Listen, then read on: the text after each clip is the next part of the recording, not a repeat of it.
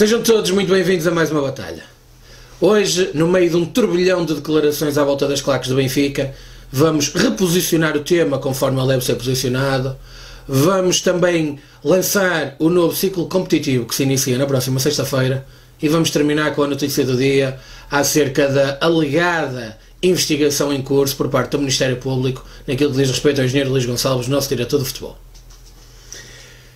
No velho tema das claques do Benfica há novidades todos os dias, porque agora as instituições lembraram-se de vir falar.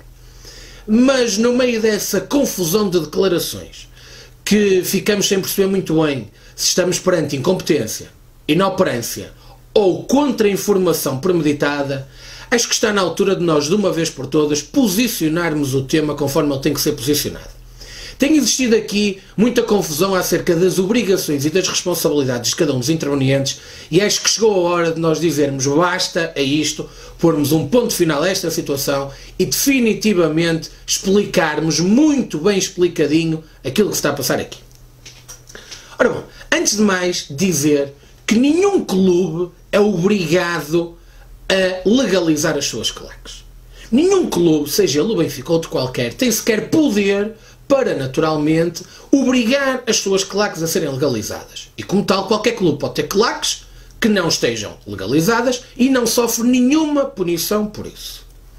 Depois, as claques em si. As claques têm uma lei pela qual se devem criar em associações, mas se não fizerem esse procedimento, como é lógico, não há punições previstas, porque, naturalmente, não há uma entidade a quem punir. Ora, a consequência da não legalização para as claques é tão somente o facto de não poderem utilizar material alusivo à claque nos eventos desportivos onde marquem presença. O único problema que se coloca é quando clubes apoiam grupos de adeptos não legalizados. O problema só surge aí. Portanto, o Benfica só tem um problema com as suas claques se as apoiar. Se o Benfica não apoiar as claques, o Benfica não tem nenhum problema. O seu secretário de Estado, o seu presidente do IPDJ, nenhum deles precisa de se andar a desculpar publicamente, de forma indesculpável, por algo que só existe se o Benfica quiser. Porque se o Benfica não quiser apoiar as suas claques, não há problema nenhum. Ora, tendo em conta este cenário inequívoco de apoio do Benfica às suas claques, o problema inicia-se a partir do momento em que a entidade reguladora, o IPDJ, não faz aplicar a lei. A lei anti-violência prevê punições claras para grupos ou para clubes que apoiem grupos de adeptos não legalizados. E essas punições passam inclusivamente pela interdição do respectivo estádio. Ora, se o Benfica, inequivocamente e com provas, eu acho que já chega de andarmos aqui todos a provar que o Benfica apoia as suas claques. Quer dizer, é estarmos a chover no molhado. É a repetição de tudo aquilo que já foi dito e tudo aquilo que já vimos. O Benfica apoia as suas claques, o Benfica fornece instalações, o Benfica apoia os seus vice-presidentes a ir aos seus aniversários, o Benfica disponibiliza o interior do seu estádio para comemorações, o Benfica paga carrinhas, o Benfica paga portagens, paga combustível. É inequívoco o apoio do Benfica às suas claques. E, portanto, o presidente do IPDJ, o Sr. António Baganha, é que tem definitivamente que fazer cumprir a lei. E não está a fazê-lo. E vir-se a tirar areia para os olhos das pessoas, a dizer que o Sr. António Baganha não protege o Benfica porque é sportinguista, é fazer de conta que somos todos burros. É que se assim não fosse, então o Dr. Domingos Soares de Oliveira não está no Benfica e não é sportinguista.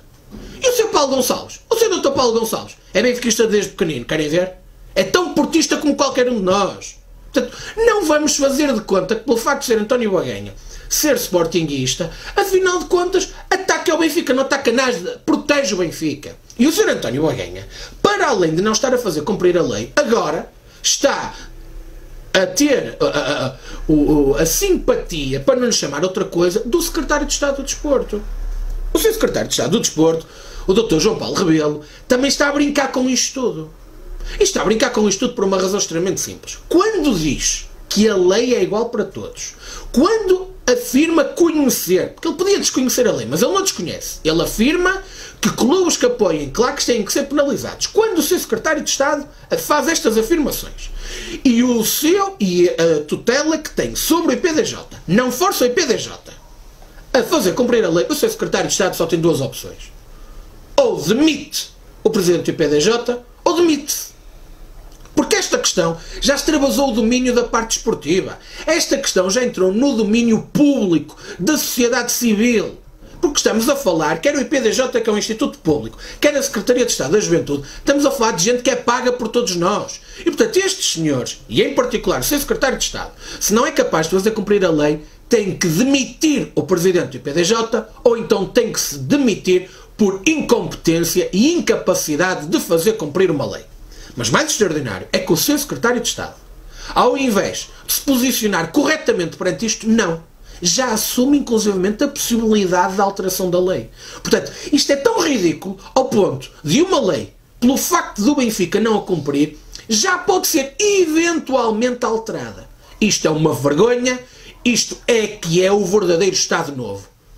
Estes são os reflexos do Estado Novo, estes são os reflexos do regime que vivemos em Portugal e que abarca um conjunto muito vasto de áreas da sociedade, inclusivamente a parte governamental. Meus caros amigos, e este tema continua a ser um tema em cima da mesa porque demonstra o desespero do Benfica. E demonstra o desespero do Benfica essencialmente pelo próximo ciclo competitivo que se inicia. Naquilo que diz respeito ao Futebol Clube do Porto, o mesmo vai ter agora um ciclo que se inicia na próxima sexta-feira, em que vai disputar 8 partidas em 35 dias. Isto é uma média de pouco mais de 4 dias em média por jogo. O Futebol Clube do Porto, durante estas 8 partidas, vai fazer 4 jogos para o campeonato, 2 jogos para a Champions, 1 para a Taça de Portugal e 1 para a Taça da Liga. Ou seja, significa que nestes 35 dias, que finalizarão no dia 21 de dezembro, nestes 35 dias, como dizia, vai ter todas as competições a serem jogadas. E se naquilo que diz respeito ao Campeonato Nacional, independentemente dos resultados destas 4 jornadas, nós sabemos que vamos estar sempre na competição, nós sabemos que vamos estar sempre na corrida pelo campeonato, o mesmo não se pode aplicar em relação aos nossos mais diretos competidores, mas já lá vamos chegar. Este ciclo é de facto importantíssimo para o Futebol Clube do Porto porque joga definitivamente a sua situação na Europa do futebol, fazendo os 2 jogos, quer com o Besiktas, quer com o Mónaco para a Champions. Disputa 4 jogos importantíssimos para o campeonato. Importantíssimos, mas não decisivos. Decisivos só para outros. E são importantíssimos desde logo a deslocação à Vila das Aves. Esse jogo, meus caros amigos, eu já ando a falar nele há algumas semanas, esse jogo é absolutamente fundamental. Esse jogo na Vila das Aves é absolutamente crucial e nós temos que estar absolutamente despertos, alertas, unidos para este jogo, porque tudo nos vão tentar fazer para passar uma rasteira. Recordo que no ano passado, antes de jogarmos o jogo em casa frente ao Benfica, em Setúbal, o Sr. João Pinheiro não assinalou um penalti descarado por falta sobre Otávio, o que levou a que o Futebol Clube do Porto, antes do jogo com o Benfica, tivesse empatado 0-0 em Setúbal. Portanto, nós temos que estar muito alertas em relação a este jogo frente ao Desportivo das Aves. E, portanto, retomando o ciclo, portanto, é um ciclo muito importante, mas não decisivo. E é um ciclo onde vai ser extremamente importante nós termos os nossos jogadores no limite das suas capacidades. Vai ser importante ter os jogadores bem fisicamente. Vai ser importante nós também tenhamos a paciência de se perceber que os jogos não se ganham ao final de 40 ou de 30 minutos. Ganham-se em 90 minutos. E vai ser também um período de tempo muito importante por uma razão extremamente simples. Finalizados estes tais 8 jogos em 35 dias, há apenas depois uma partida no dia 30 de dezembro, frente ao Paços Ferreira para a Taça da Liga. Depois disso, o jogo seguinte é no dia 3 de janeiro, a meio da semana, na Vila da Feira, frente ao Feirense. Mas aí, não só há um Benfica Sporting, como também aí o mercado já reabriu, e portanto o Futebol Clube do Porto já vai poder ter feito eventuais acertos, que muitos tenham falado, que possam ocorrer no nosso plantel. Portanto, este ciclo de 8 jogos é muito importante, mas decisivo só para os nossos mais diretos competidores. E só para os mais diretos competidores, e em particular o Benfica, e quem o demonstra é o próprio Benfica. Este desespero, esta necessidade de disparar em todas as direções é própria de alguém que sabe que está a entrar num período de época absolutamente fundamental. E absolutamente fundamental porque o Benfica, tal como nós, vai fazer os 2 jogos que lhe faltam da Champions. O que significa que o Benfica está praticamente fora das competições europeias. Neste período de tempo, o Benfica desloca-se ao Estádio do Dragão e, como disse há pouco, no dia 3 de janeiro recebe o Sporting. Isto significa, portanto, que se as coisas não correrem bem ao Benfica, No princípio de janeiro, o clube do primeiro-ministro, o clube do Estado lampiânico, pode estar afastado das suas principais competições, Europa e Campeonato Nacional. E é por isso que o Benfica dispara em todas as direções. É por isto que o Benfica continua com estas manobras diárias, essas sim de coação, essas sim de tentativa de condicionamento de tudo e todos, essas sim manobras para obterem benefícios próprios, essas sim manobras que visam unicamente ganhar à força toda. É por isso que eles continuam a disparar em todas as direções. E agora encontraram no engenheiro Luís Gonçalves também um algo preferencial. E essa é uma das notícias do dia. É de facto a suposta investigação do Ministério Público sobre corrupção ativa no caso do nosso diretor-geral do futebol.